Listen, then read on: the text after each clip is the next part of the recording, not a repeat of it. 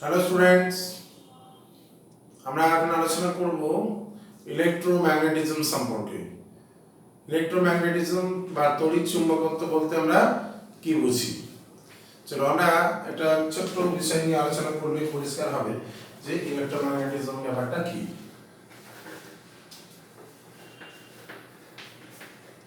Electromagnetism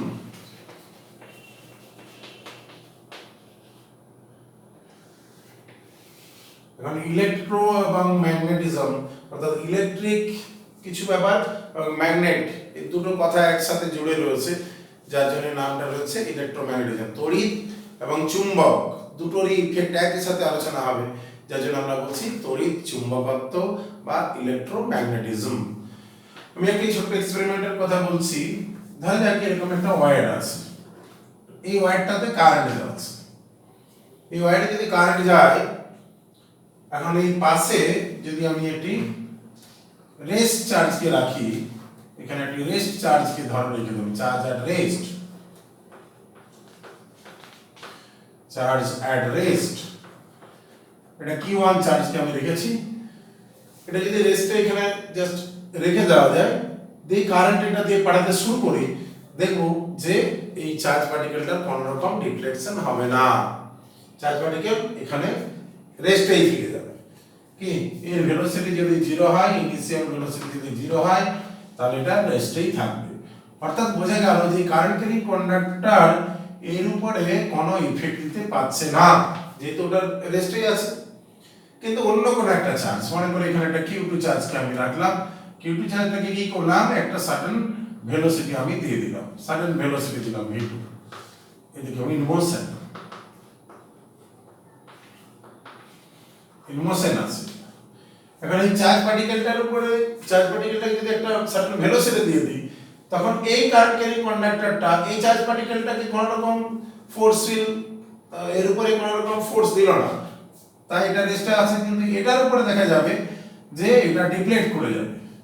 যে moving স্টেটে যদি থাকি কোনো একটা চার্জ পার্টিকেল, তাহলে কি হবে, এই চার্জ পার্টিকেলটা তখন একটা এই কন্ডাক্টর একে যেন অ্যাট্রাক্ট করে নেবে, এরকম দিকে তার একটা ডিরেকশন ডিফ্লেকশন হবে। এই যে ডেভিয়েশন হলো, তার মানে এখানে ফোর্সটা 0 নাই, তাহলে রেস্ট চার্জ পার্টিকেলের উপরে কারেন্ট ক্যারিং কন্ডাক্টর কোনো রকম ফোর্স দিল না। দেখো, রেস্ট চার্জ পার্টিকেলের উপরে কোনো রকম ফোর্স দিল না, অথচ মুভিং চার্জের উপরে ফোর্স দিল। এখন তাহলে এটা কি, কোথা থেকে এই ফোর্সটা সে পেল? এই পেল না, অথচ এই মুভিং চার্জটার উপরে ফোর্স এলো। যদি এটা ইলেকট্রিক ফিল্ড হতো, তাহলে ইলেকট্রিক ফিল্ড তো আমরা সবসময় জানি যে রেস্ট বা মুভিং চার্জের উপরে ফোর্স দেয়, এই যেগুলো কি ফর্মুলা অনুযায়ী, সেটা চার্জটা রেস্টেই থাকুক আর মোশনেই থাকুক। যেহেতু এই চার্জের উপর ফোর্স নেই, অথচ এটার উপর আছে, তাহলে নিশ্চয়ই এটা ইলেকট্রিক ফিল্ড নয়। কারণ ইলেকট্রিক ফিল্ড যদি হতো, তাহলে এটার উপরে ফোর্স আসতো, এর উপরে ফোর্স আসতো। রেস্ট চার্জের উপর কোনো রকম ফোর্স নেই, এখানে F1টা 0, কিন্তু F2টা F2 not equals to 0। F2 এর একটা ভ্যালু আছে, যার জন্য সে ডিফ্লেক্ট করে দিয়ে চলে গেল। তাহলে এখানে আমার কি ঘটলো, যাতে করে এই মুভিং চার্জটা ফোর্স ফিল করলো, রেস্ট চার্জ ফোর্স ফিল করলো না। এখান থেকে আমরা কি করতে পারি, কি সিদ্ধান্ত আসতে পারি না, এই যে কারেন্ট ক্যারিং কন্ডাক্টর, এই কারেন্ট ক্যারিং কন্ডাক্টর তার সারাউন্ডিংসে নিশ্চয়ই এমন কোনো একটা ফিল্ড তৈরি করছে, যে ফিল্ডটা রেস্ট চার্জের উপরে তার কোনো ইফেক্ট নেই, কিন্তু একটা মুভিং চার্জের উপরে তার একটা ইফেক্ট আছে। তার ইলেকট্রিক ফিল্ড হলে রেস্ট চার্জ বা মুভিং চার্জ যাই হোক না কেন, তাদের উপর ইফেক্ট থাকতো। কিন্তু এখানে দেখছি যে রেস্টের উপর ইফেক্ট নেই, মুভিং এর উপর, চার্জের উপরে ইফেক্ট রয়েছে, তাহলে নিশ্চয়ই এটা ইলেকট্রিক ফিল্ড নয়, এটা অন্য কোনো ফোর্স, এটা অন্য কোনো ফিল্ড। সেই অন্য ফিল্ড বলতে কি ফিল্ড এটা, সেইটাকে জানার উদ্দেশ্যে ওরস্টেড একটি এক্সপেরিমেন্ট করেছেন। ওরস্টেড যে এক্সপেরিমেন্ট করেছিলেন, উনি কি করলেন না, এরকমের একটা ম্যাগনেটিক নিডল, আমরা জানি ম্যাগনেট নরমালি নর্থ সাউথ ডিরেকশনে থাকে, এই ম্যাগনেটিক নিডলটিকে একটা স্ট্যান্ডের উপরে আটকে রেখে তার উপরে বা নিচে কারেন্ট পাঠালেন। একটা সার্কিট তৈরি করে এটা হোল্ডার দিয়ে এইটাকে আটকে রেখে, এটা জাস্ট একটা স্ট্যান্ড আর কিছু না। এটার মধ্যে দিয়ে যদি কারেন্ট পাঠানো যায়, এদিকে যদি ব্যাটারি আমি কানেক্ট করি, সুইচ অন করলাম, এদিকে কারেন্ট যাচ্ছে। এটা করলে দেখা যায় এই যে ম্যাগনেটিক নিডলটি, এই ম্যাগনেটিক নিডলের একটা ডিফ্লেকশন হবে। নর্থ পোলে ডিফ্লেকশন হলে সাউথ পোলেরও ডিফ্লেকশন হবে। এখন এই যে কারেন্ট ক্যারিং কন্ডাক্টর তার সারাউন্ডিংসে এমন কিছু তৈরি করছে যার জন্য ম্যাগনেটটাকে সে ডিফ্লেক্ট করে দিল, তার নিশ্চয়ই এই ম্যাগনেটকে তো ম্যাগনেটিক ফিল্ডে ডিফ্লেক্ট করতে পারে। আর এখানে দেখা যাচ্ছে চার্জ পার্টিকেলটাকেও একটা ডিরেকশনে ডিফ্লেক্ট করছে যখন মোশনে আছে। এখন আমরা জানি একটা গ্র্যাভিটেশনাল ফিল্ড একটা মাস আর একটা মাসকে অ্যাট্রাক্ট করে, একটা চার্জ ইলেকট্রিক চার্জ আর একটা ইলেকট্রিক চার্জকে অ্যাট্রাক্ট করে। একটা ইলেকট্রিক চার্জ নিউট্রাল বডিকে অ্যাট্রাক্ট করে না, কি ইন্ডাকশনের কথা হয় বলে হয়, ইন্ডাকশন বলে চার্জ সেপারেশন হয় তার জন্য অ্যাট্রাক্ট করছে, আলাদা কথা। কিন্তু যদি নিউট্রাল বডি থাকতো, মানে পয়েন্ট চার্জের মধ্যে যদি positive negative charge point side থাকে, তাহলে যে হোল বডিটাকে নিউট্রাল বলা হয়। তো সেই বডিটার উপরে কোনো রকম ফোর্স আসবে না। অর্থাৎ আমি বলতে চাইছি যে ইলেকট্রিক ফিল্ডে ইলেকট্রিক চার্জই ফোর্স ফিল করে, গ্র্যাভিটেশনাল ফিল্ডে গ্র্যাভিটেশনাল মাসই ফোর্স ফিল করবে, ম্যাগনেটিক ফিল্ডে কোনো ম্যাগনেট বা কোনো ম্যাগনেটিক ম্যাটেরিয়াল সেই ফোর্স ফিল করবে। কি তাহলে এখানে এই যে ম্যাগনেটের রোটেশন হয়ে গেল, এই ম্যাগনেটটা যেহেতু ডিফ্লেকশন হলো, এখান থেকে আমরা কি সিদ্ধান্ত করতে পারি যে এই কারেন্ট ক্যারিং কন্ডাক্টর তার সারাউন্ডিংসে নিশ্চয়ই এমন কোনো একটা ম্যাগনেটিক ফিল্ড তৈরি করেছে যার জন্য এই ম্যাগনেটিক নিডলটা ডিফ্লেকশন হলো। কারণ এই ম্যাগনেটিক নিডল তখনই ফোর্স ফিল করবে যদি অন্য কোনো ম্যাগনেটিক ফিল্ডের কাছাকাছি আসে। তাহলে এই কারেন্ট ক্যারিং কন্ডাক্টর এটা করতে পারছে, তার নিশ্চয়ই কারেন্ট ক্যারিং কন্ডাক্টর একটি ম্যাগনেটিক ফিল্ড তৈরি করে। তাহলে কারেন্ট ক্যারিং কন্ডাক্টর ম্যাগনেটিক তৈরি করে, এই ম্যাগনেটিক তৈরি করে, এই দুটো ম্যাগনেটিক ফিল্ডের মধ্যে ইন্টারঅ্যাকশন লাইট ফিল্ড হতে হবে। ইলেকট্রিক ফিল্ডের সাথে ইন্টারঅ্যাকশন হবে, ম্যাগনেটিক ফিল্ডের সাথে ইন্টারঅ্যাক্ট করবে। তাহলে এখানে এই কারেন্ট ক্যারিং কন্ডাক্টর নিশ্চয়ই করলে কোন একটা ম্যাগনেটিক ফিল্ড তৈরি করেছে, যে ম্যাগনেটিক ফিল্ডের মধ্যে এই আমাদের ম্যাগনেটিক নিডল রয়েছে, যার জন্য এই ফোর্স ফিল করবে। এখন যেদিকে ম্যাগনেটিক ফিল্ডের ডিরেকশন নর্থ পোলটা সেই দিকে ডিফ্লেক্ট করে, তাহলে নিশ্চয়ই এই দিকে কোনো ম্যাগনেটিক ফিল্ড তৈরি হচ্ছে এখানে, তাই এই নর্থ পোলে ডিফ্লেকশন হলো। এখন এখানে যে কথাটা আমরা আসছিলাম, তাহলে রেস্ট চার্জ বডি কোন ডিফ্লেক্ট হলো না, হচ্ছে মুভিং চার্জ বডি কেন ডিফ্লেক্ট করে গেল না? রেস্ট চার্জ বডি তো শুধু ইলেকট্রিক ফিল্ড তৈরি করে, কিন্তু মুভিং চার্জ কি করে? তার মুভিং চার্জ নিশ্চয়ই ইলেকট্রিক ফিল্ড তৈরি করে, আর এই কারেন্টের জন্য এই যদি ফোর্স ফিল করে, তার নিশ্চয়ই মুভিং স্টেটে থাকার সময় আর একটি ম্যাগনেটিক ফিল্ড তৈরি করবে। কি এর মোশনের জন্য একটা ইকুইভ্যালেন্ট কারেন্ট, তাহলে এই যেমন এই কারেন্ট ক্যারিং কন্ডাক্টর জন্য ম্যাগনেটিক ফিল্ড তৈরি করে, তাহলে এই কারেন্ট ক্যারিং কন্ডাক্টর তার সাথে ম্যাগনেটিক ফিল্ড তৈরি করলো। কিন্তু আরো একটা ম্যাগনেটিক ফিল্ড তৈরি হতে হবে অন্য কোনো ভাবে, তবে তাদের মধ্যে ইন্টারঅ্যাকশন হবে। এর সাথে তৈরি করতে পারলো না, এর রেস্ট চার্জ বডি কোনো রকম ম্যাগনেটিক ফিল্ড তৈরি করতে পারলো না, তাই ও নিজে রেস্টে থেকে গেল। কিন্তু এই যে মুভিং চার্জ, এটা ইকুইভ্যালেন্ট টু কারেন্টও বলতে পারে, তাহলে এও তার সারাউন্ডিংসে একটা কি করবে, ম্যাগনেটিক ফিল্ড তৈরি করবে। এই মুভিং চার্জ এর সারাউন্ডিংসে যে ম্যাগনেটিক ফিল্ড তৈরি করছে, সেই ম্যাগনেটিক ফিল্ড এবং এই কারেন্ট ক্যারিং কন্ডাক্টর তার সারাউন্ডিংসে যে ম্যাগনেটিক ফিল্ড তৈরি হচ্ছে, এই দুটো ম্যাগনেটিক ফিল্ডের মধ্যে ইন্টারঅ্যাকশন হচ্ছে, এবং যার ফলে এই চার্জ পার্টিকেলটা একটা ডিফ্লেকশন হচ্ছে। অর্থাৎ আমরা বলতে পারি এই মুভিং চার্জ প্রডিউস এ ম্যাগনেটিক ফিল্ড। কি এই কন্ডাক্টরের মধ্যে কারেন্ট গেলে পরে ম্যাগনেটিক ফিল্ড তৈরি হচ্ছে, কন্ডাক্টরের মধ্যে ইলেকট্রনগুলো ব্লক করছে, ইলেকট্রনগুলো যেদিকে যাচ্ছে তার অপোজিটে কারেন্ট ফ্লো হচ্ছে, এদিকে ইলেকট্রন আর পজিটিভ চার্জ হলো ওই কারেন্টের ডিরেকশনে ধরি। তাহলে কি বোঝা গেল যে কোন কারেন্ট ক্যারিং কন্ডাক্টর যেমন তার সারাউন্ডিংসে ম্যাগনেটিক ফিল্ড তৈরি করে, এই চার্জ পার্টিকেল যখন মোশনে থাকে তখন তার সারাউন্ডিংসে একটা ম্যাগনেটিক ফিল্ড তৈরি করে, কিন্তু রেস্টে থাকলে ম্যাগনেটিক ফিল্ড তৈরি করবে না, শুধু ইলেকট্রিক ফিল্ড তৈরি করবে। কি আবার চার্জ পার্টিকেলের যদি তোমার ভেলোসিটি চেঞ্জ হয়, মানে অ্যাক্সেলারেশন বা রিটারডেশন থাকে, তাহলে তখন আমার electric field, magnetic field as well as electromagnetic radiation, মানে electric field, magnetic field, variable electric field এবং ম্যাগনেটিক ফিল্ড তৈরি করবে, এবং তাদের সুপারপজিশনের ফলে ইলেকট্রোম্যাগনেটিক ওয়েভ তৈরি হবে। ইলেকট্রিক ফিল্ড এবং ম্যাগনেটিক ফিল্ড মিউচুয়ালি পারপেন্ডিকুলার হবে, আর যে ওয়েভটা তৈরি করবে ইলেকট্রোম্যাগনেটিক ওয়েভ, সেটা আবার ওই দুটো যে field perpendicular to both electrical এবং ম্যাগনেটিক ফিল্ডে প্রপাগেট করবে, যে ইলেকট্রোম্যাগনেটিক ওয়েভ তৈরি হবে। তাহলে আমাদের এখান থেকে যে সিদ্ধান্তটি পেলাম, যে সিদ্ধান্তে আসা গেল সেটা কি, যে রেস্ট চার্জ পার্টিকেল শুধু ইলেকট্রিক ফিল্ড তৈরি করে, কোনো ম্যাগনেটিক ফিল্ড তৈরি করে না। যদি করতো তাহলে এই কারেন্ট ক্যারিং কন্ডাক্টরের সারাউন্ডিংসে যে ম্যাগনেটিক ফিল্ড তৈরি হয়, তার ইনফ্লুয়েন্সে এই ম্যাগনেটিক ফিল্ড যদি তৈরি করতো, তাহলে তাদের মধ্যে একটা ফোর্স আসতো, যদি আসেনি তার মানে নিশ্চয়ই ম্যাগনেটিক ফিল্ড তৈরি করে। আর এই যে চার্জ পার্টিকেল যদি মোশনে আছে, এই তার সারাউন্ডিংসে একটা ম্যাগনেটিক ফিল্ড তৈরি করেছে, যার জন্যই এই এর ম্যাগনেটিক ফিল্ড এবং এই যে কারেন্ট ক্যারিং কন্ডাক্টর এর ম্যাগনেটিক ফিল্ড, এই দুটোর মধ্যে একটা ইন্টারঅ্যাকশন হচ্ছে। এই ইন্টারঅ্যাকশনের জন্যই এই চার্জ পার্টিকেলটি ফোর্সফুল হলো। এখন এইদিকে কেন গেল, এদিকে কেন গেল না, বা এদিকে তো আরো ভেলোসিটি বেড়ে যেতে পারতো, বা এদিকে ভেলোসিটি কমতে পারতো, অন্য ডিরেকশনে ফোর্স হতে পারতো, কিন্তু আমাদের জেনে নিতে হবে যে কতগুলি রুল রয়েছে, যে রুলসগুলো থেকে আমরা জানতে পারবো যে কোন দিকে ফোর্স ফিল করবে। এখন এইদিকে যদি চার্জ পার্টিকেলটি মোশন হয়, তার মানে এটা পজিটিভ চার্জের যদি মোশন এইদিকে হয়, পজিটিভ চার্জ যেদিকে ফ্লো করে সেই দিকে কারেন্ট যায় বলে আমরা মনে করতে পারি। কি তাহলে এই কোন দিকে ম্যাগনেটিক ফিল্ড তৈরি করবে তার কিছু রুল।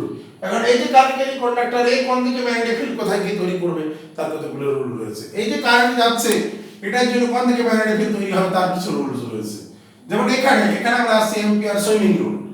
প্রথমে আসছে এম্পিয়ার সুইমিং রুল, যে কোন একজন এই যে ম্যাগনেটিক নিডলটা ডিফ্লেকশন হচ্ছে, সেই ম্যাগনেটিক নিডলের ডিফ্লেকশনের ডিরেকশনটাই হচ্ছে ম্যাগনেটিক ফিল্ডের ডিরেকশন। ম্যাগনেটিক ফিল্ড ইন্টেন্সিটিকে বি দিয়ে রিপ্রেজেন্ট করা হয়।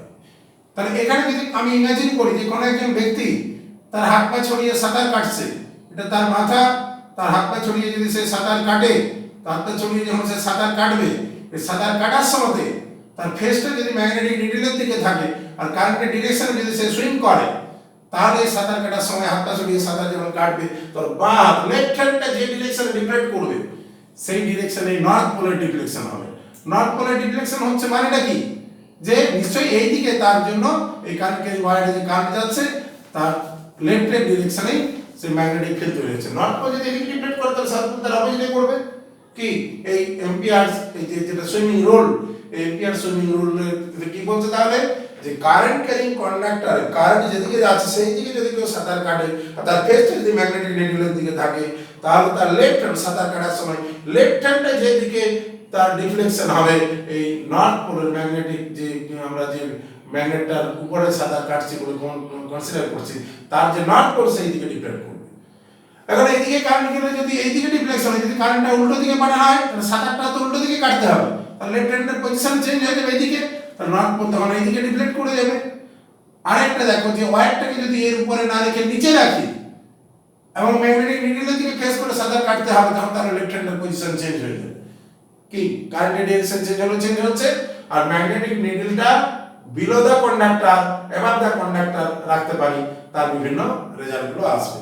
এগুলো ওরস্টেড এক্সপেরিমেন্ট এবং তার রেজাল্ট কি এগুলো ক্লাস 8 9 10 ক্লাসে আমরা এগুলো পড়ে থাকি, সেই জায়গায় একটু দেখে নেবে যে ওরস্টেড এক্সপেরিমেন্ট তার কি রেজাল্ট, কোন দিকে কারেন্ট গেলে কোন দিকে তার নর্থ পোলে ডিফ্লেকশন হবে, যেদিকে ডিফ্লেকশন হবে ম্যাগনেটিক ফিল্ডের ডিরেকশন সেটাই হচ্ছে। ঠিক আছে, তাহলে একটা জিনিস এখানে আমরা বুঝে নিলাম যে একটা কারেন্ট ক্যারিং কন্ডাক্টর একটা ম্যাগনেটিক ফিল্ড তৈরি করে এবং সেই ম্যাগনেটিক ফিল্ডের একটা ডিরেকশন রয়েছে।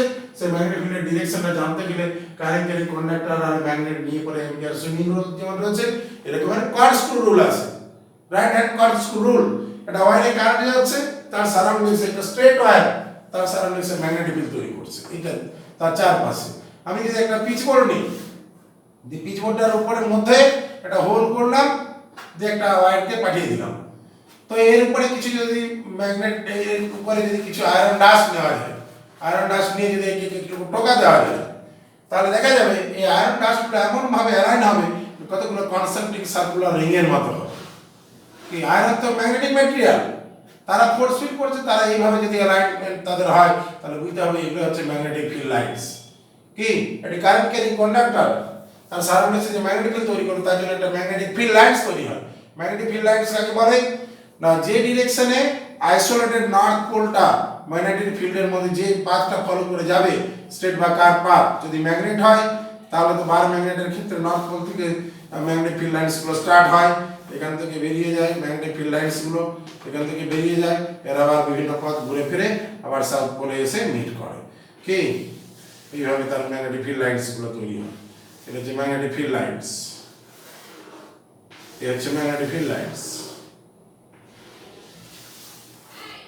ম্যাগনেটিক ফিল্ড লাইনস কিছু কিছু ফিল্ড লাইনস আছে যেগুলো দূরে চলে যাচ্ছে, আবার দূর থেকে এসে আবার এখানে মিট করছে। এটা বাইরে নর্থ পোল থেকে সাউথ পোলে যায়, আবার এই ম্যাগনেটের ভিতরে সাউথ পোল থেকে নর্থ পোলের দিকে আসতে থাকে।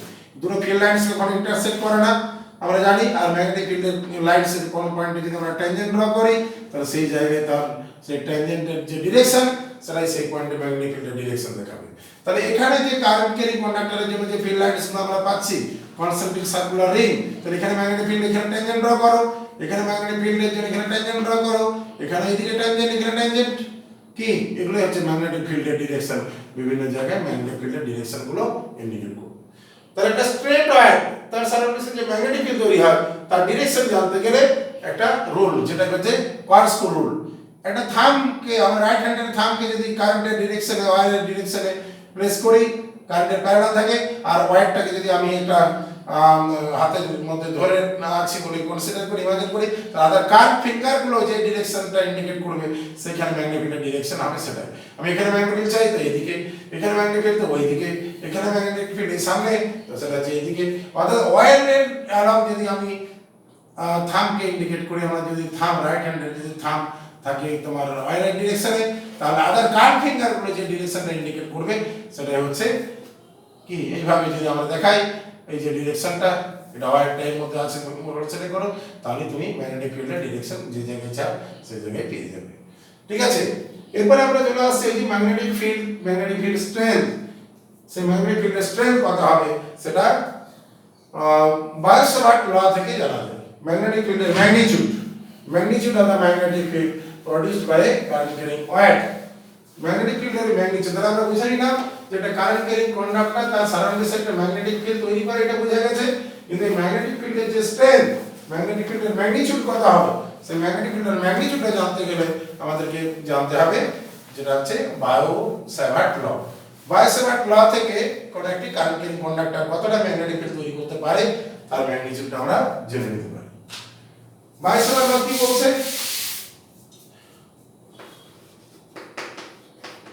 বায়োসাভার্ট ল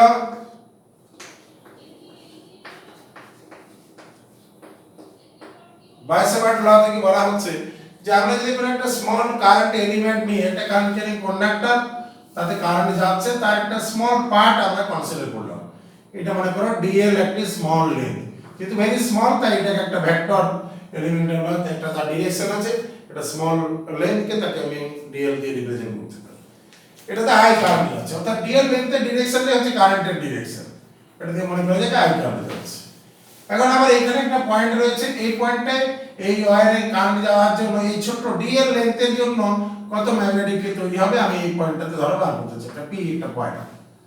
তাহলে আমার এই জায়গায় যদি অ্যাঙ্গেলটা যে ডিএল লেন্থটা যদি ওই লাইনে যেটা আমার position vector of P with respect to the current carrying conductor যদি আমরা বলি এই অ্যাঙ্গেলটা থিটা হয় আর আই কারেন্ট যায়, তাহলে এখানে যে ম্যাগনেটিক ফিল্ডটা তৈরি হবে স্মল কারেন্ট এলিমেন্টের জন্য, যে স্মল ম্যাগনেটিক ফিল্ড তৈরি হবে, এটার ম্যাগনিটিউড যদি আমরা বলি ডিবি, এখানে যে ডিবি ম্যাগনেটিক ফিল্ড তৈরি হবে সেই ডিবির ম্যাগনিটিউডটা জানতে পারবো। আচ্ছা, এখানে আমি আরেকটা কথা বলে নিই যে ম্যাগনেটিক ফিল্ড ডাউনওয়ার্ড আপওয়ার্ড কিভাবে রিপ্রেজেন্ট করা হয়। কোন একটা জায়গায় যদি ম্যাগনেটিক ফিল্ড দেখা যায় ডাউনওয়ার্ড আছে, তাহলে আমরা ক্রস সিম্বল দিয়ে বোঝাবো, আর আপওয়ার্ড যদি থাকে তাহলে তার আমরা ডট সিম্বল দিয়ে বোঝাবো। কি, downward magnetic field cross, upward magnetic field dot দিয়ে বোঝানো হয়। ক্রস এবং ডট এই দুটো, এটা হচ্ছে যে ডাউনওয়ার্ড ম্যাগনেটিক ফিল্ড, আর ডট সিম্বলটা আপওয়ার্ড ম্যাগনেটিক ফিল্ডের জন্য ইউজ করে থাকি। তাহলে আমার এই যে ওয়্যার, এই ওয়্যারে কারেন্ট যাচ্ছে, এটা রাইট সাইডের পয়েন্টে, এখানে ম্যাগনেটিক ফিল্ড বার করতে গেলে আমাদের রাইট হ্যান্ড স্ক্রু রুলটা কাজে লাগাও, কি ম্যাক্সওয়েল কোয়ার্টস্কো রুল। এদিকে যদি কারেন্টের ডিরেকশন বলি, তাহলে আমার যে আদার কার্ভ ফিঙ্গারগুলো যেদিকে সেটা নিচের দিকে, অর্থাৎ এখানে ম্যাগনেটিক ফিল্ড হবে ডাউনওয়ার্ড, এটা বোঝা যাচ্ছে। এই ডাউনওয়ার্ড ম্যাগনেটিক ফিল্ডের ম্যাগনিটিউডটা যদি ডিবি বলি, magnetic field is a vector quantity, magnetic field electric field, তাই না? তাহলে এই যে ইলেকট্রিক ফিল্ড ম্যাগনেটিক ফিল্ডের যে ভেক্টর কোয়ান্টিটিকে আমরা দিয়ে বোঝাতে পারি। আমরা প্রথমত এর ম্যাগনিটিউডটা জেনে নিই কত হবে। According to Maxwell law, magnetic field produced by the current carrying conductor of length dl carrying current I at a distance r from the wire is directly proportional to dB is directly proportional to the current through the wire. Current basically বেশি magnetic field তৈরি হবে। তাহলে magnetic ফিল্ডে যে intensity connection আমরা delta লিখি, অনেকগুলো variable তো, delta p proportional to y, তারপরে হচ্ছে delta v magnetic field proportional to যে অ্যাঙ্গেল রয়েছে থিটা, অ্যাঙ্গেল এবং লেন্থ তার আর উপর ডিপেন্ড করে, ডিএল এর সাথে প্রপোর্শনাল, ডিএল লেন্থ যত বেশি হবে তত বেশি ম্যাগনেটিক ফিল্ড তৈরি হবে।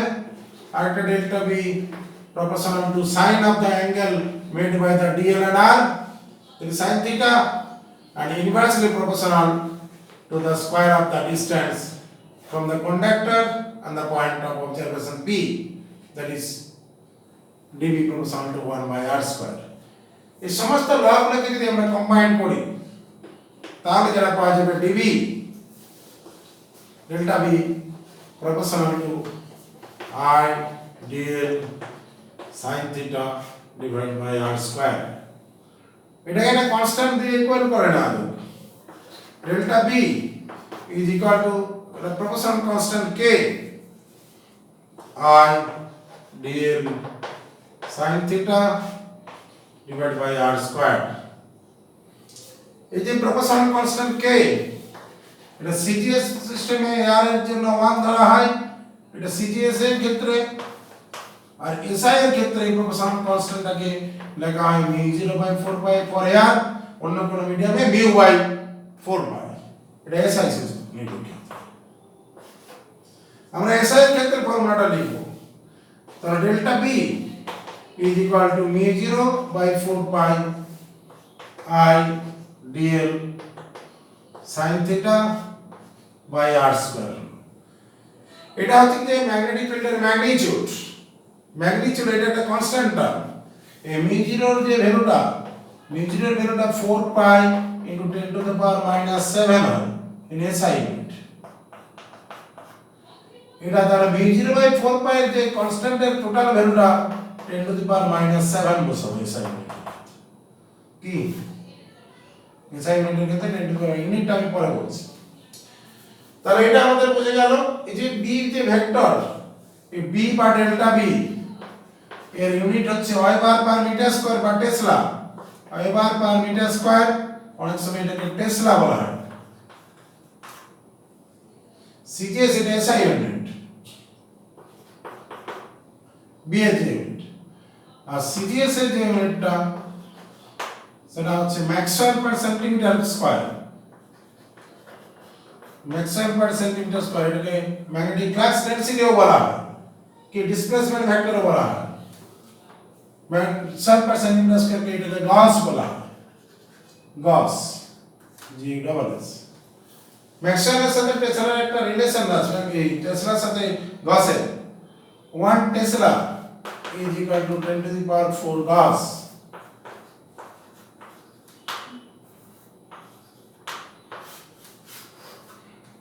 আচ্ছা, এখন আমরা এই যে বায়োসাভার্ট লটা শিখলাম, এই বায়োসাভার্ট লয়ের ভেক্টর ফর্মটা একটু আলোচনা করব।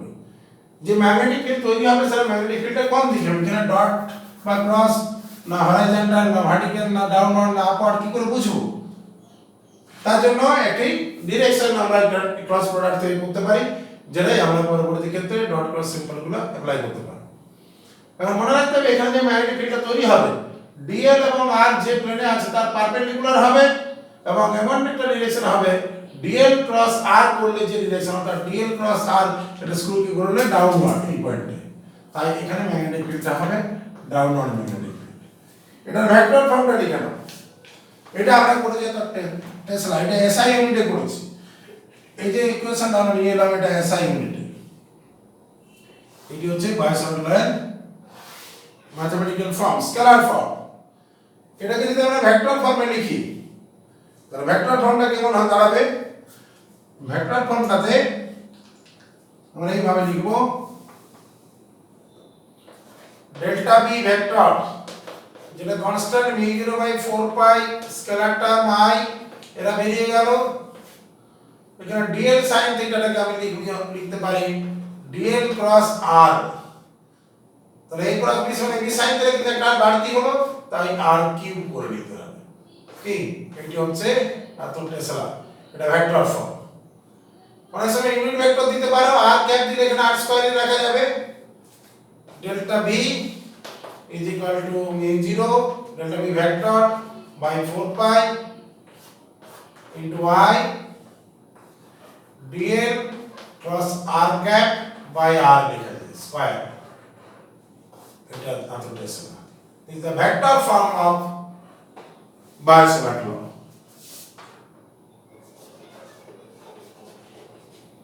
Vector form.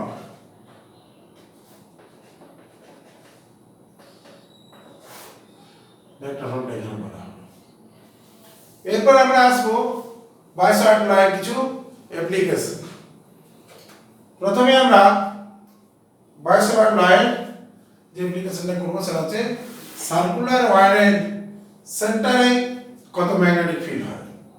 Magnetic field at the center of a circular wire. তোমরা এটা একটু লিখে নাও।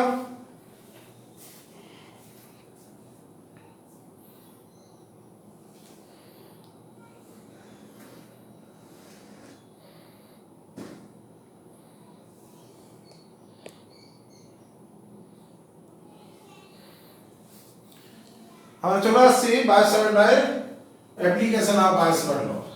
তাহলে এটা আমাদের হয়ে গেল বায়োসাভার্ট লয়ের জায়গাটা।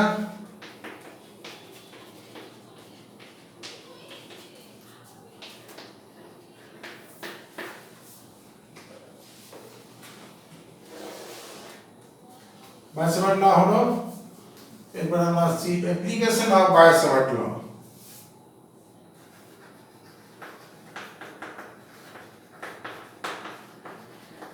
Applications of Biot-Savart law. Number 1 যেটা আমরা অ্যাপ্লিকেশনটা করব যে magnetic field at the center of a current carrying circular loop.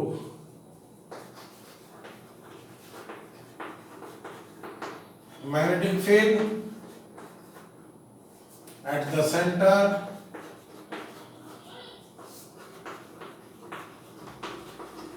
of a current carrying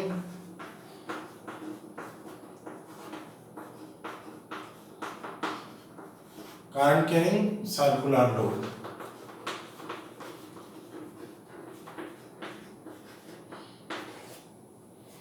That magnetic field at the center of a current carrying circular loop. মনে করা যাক একটি circular loop যার রেডিয়াস হচ্ছে r। এই radius r, এখানে এর মধ্যে দিয়ে কারেন্ট যাচ্ছে r। এর জন্য এই সেন্টারে কতটা ম্যাগনেটিক ফিল্ড তৈরি হবে সেটা আমরা বার করতে চাই। আমরা কি করলাম যে সেন্টারে যে ম্যাগনেটিক ফিল্ড তৈরি হবে সেই ম্যাগনেটিক ফিল্ডটা বার করার জন্য একটা স্মল কারেন্ট এলিমেন্ট, এখানে একটা ছোট্ট একটি লেন্থ dl কনসিডার করা। dl একটি লেন্থ কনসিডার করা, dl ভেক্টর তুমি দিতে পারো। আর এই আরটাকে আমরা সেন্টার ও থেকে পি পয়েন্ট এইটার পজিশন ভেক্টর, এটাকে আমরা স্মল আর লিখে দিলাম। এই স্মল আর এর যেটা ম্যাগনিটিউডটা সেটা হচ্ছে রেডিয়াস অফ দ্য সার্কেল। এখন এই রেডিয়াস ভেক্টর আর এই ডিএলটা যেহেতু ট্যানজেনশিয়াল, তাহলে আর এর সাথে ডিএল এর যে অ্যাঙ্গেল এখানে থিটাটা আসছে 90 ডিগ্রি। সেটা 90 ডিগ্রি। তাহলে আমরা small current element DL length যেটা আই কারেন্ট যাওয়ার জন্য যে ম্যাগনেটিক ফিল্ড ডেল্টা বি যেটা বার করতে চাইছিলাম, তাহলে μ0/4 pi I dl sin theta sin 90 degree by r square.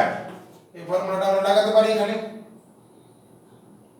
এখন এখানে ম্যাগনেটিক ফিল্ড কোন দিকে তৈরি হবে, এই সেন্টারে ম্যাগনেটিক ফিল্ড কোন দিকে, যদি কারেন্ট এন্টিক্লকওয়াইজ যায় তাহলে রাইট হ্যান্ড যে থাম্ব রুল লাগাও, তাহলে দেখা যাচ্ছে যে কারেন্ট ম্যাগনেটিক ফিল্ড হচ্ছে আপওয়ার্ড। কারেন্টের ডিরেকশনে যদি আমরা থাম্বকে রিপ্রেজেন্ট করি তাহলে আদার কার্ভ ফিঙ্গারগুলো এই জায়গায় ম্যাগনেটিক ফিল্ডের ডিরেকশন দিচ্ছে আপওয়ার্ড। কারণ আপওয়ার্ড ম্যাগনেটিক ফিল্ড দিলে মানে ডট সিম্বল দিয়ে বোঝাবো, এখানে একটা ডট সিম্বল দিয়ে ম্যাগনেটিক ফিল্ডটাকে বোঝাতে হবে। ডট ম্যাগনেটিক ফিল্ডটা এখানে যেন তৈরি হবে, ও পয়েন্টে যে ম্যাগনেটিক ফিল্ড সেটা হচ্ছে আপওয়ার্ড। এখন এখানে আমি ভেক্টর ফর্ম লিখেছি, স্কেলার ফর্ম লিখেছি, ডিরেকশনটা বলে দিলাম, এটা upward perpendicular to the plane. আর যদি ক্লকওয়াইজ কারেন্ট যায় তখন হবে ডাউনওয়ার্ড ডিরেকশন। তাহলে ডেল্টা বি লিখতে হবে। তাহলে ডেল্টা বি ম্যাগনেটিক ফিল্ডের ডিএল লেন্থের জন্য যেটা আসছে μ0/4 pi r dl divide by r square. আর টোটাল যে সার্কুলার ওয়্যারটা লুপটা, তার জন্য ম্যাগনেটিক ফিল্ড বার করতে গেলে ইন্টিগ্রেশন বা সামেশন করতে হবে। আমরা সামেশন করছি sigma summation delta is equal to যেগুলো কনস্ট্যান্ট সেগুলো বেরিয়ে যাক আমরা আগে লিখে নিই একবার মিউ0 by 4 pi r dl by r square. এখান থেকে যে কনস্ট্যান্ট এবং আই এটা বের করে নিতে পারি, আরটা একটা ফিক্স রেডিয়াস, তাহলে আরটা বেরিয়ে যাবে, তাহলে ডেল্টা বি এর সামেশন করলে বি হবে বি ইজ ইকুয়াল টু মিউ0 বাই 4 পাই কনস্ট্যান্ট বেরিয়ে গেল, আই বাই আর স্কয়ারটাও বেরিয়ে গেল, সামেশন আবার ডিএল আর পড়ে থাকলো। ডিএল এর যদি সামেশন নিই অর্থাৎ ছোট ছোট লেন্থ গুলো নিয়ে টোটাল লেন্থটাকে যদি আমরা নিই তাহলে সামেশন বা ডিএল মানে 2 পাই আর পরিসীমা সারকামফারেন্স, তাহলে বি ইজ ইকুয়াল টু মিউ0 বাই 4 পাই এটা কনস্ট্যান্টটা, আই বাই আর স্কয়ার হলো, আর ডিএল এর সামেশন আমরা ডিএল মানে পেরিমিটার পরিধি পরিসীমা 2 পাই আর, এখান থেকে একটা আর ক্যান্সেল হবে, আমি কনস্ট্যান্টটা হাত দিতে চাইছি না, 2 পাই তাহলে কাটা যেত, b ইজ ইকুয়াল টু মিউ0 বাই 4 পাই কনস্ট্যান্ট আমার থেকে গেল 10⁻⁻⁷ লিখতে পারবো, 2 পাই আছে 2 pi i by r, 2 pi i divided by r, এটা হচ্ছে magnetic field at the centre of a circular wire. এটাকে মুখস্থ করতে হবে প্রবলেম করার সময়। b ইজ ইকুয়াল টু মিউ0 by 4 pi into 2 pi i by r। যদি এটাকে সিম্পলিফাইড ফর্মে লিখতে চাও তাহলে b এর ভ্যালুটা আমি এখানে লিখে দিচ্ছি, যদি 2 পাই কে ক্যান্সেল করতে চাও তাহলে মিউ0 i বাই 2r হবে, তো টেসলা এটার ইউনিট হচ্ছে টেসলা। ঠিক আছে, এই হলো magnetic field at the centre of A current carrying circular loop. এরপর আমরা আসবো একটা সার্কুলার লুপের এক্সিয়াল পয়েন্টে কত ম্যাগনেটিক ফিল্ড তৈরি হয়, তারপরে ইনফাইনাইট লেন্থের জন্য কত হয়, ফাইনাইট লেন্থের জন্য কত হয়, অ্যাপ্লিকেশন অফ ভাইস ভার্টুলার জায়গাটা আমরা চলছে, আমরা centre of the circular loop করে নিলাম। এখন যদি এক পাকের জন্য যতগুলো হয়, যদি n নাম্বার অফ টার্ন থাকতো তাহলে এখানে একটা n টাইমস হতো, ওটাও লিখে রাখো। একটা পাকের জন্য যা ম্যাগনেটিক ফিল্ড তৈরি হবে এট দ্য সেন্টার, আচ্ছা এখানে সেন্টার বলে আমি এটাকে b0 নাম দিয়ে দিলাম, এট দ্য সেন্টার b0 দিলাম সেন্টারে বোঝানোর জন্য, magnetic field at the centre b0, যে ম্যাগনেটিক ফিল্ড হবে সেটা হচ্ছে b0 নাম দিলাম, b0 সেন্টারে। এক্সিয়াল পয়েন্টে হলো অন্য হবে, আচ্ছা n নাম্বার অফ টার্ন থাকলে এটা ইনটু n হবে, for n number of turn b is equal two n number of turn থাকলে n টাইমস অফ b0 হবে,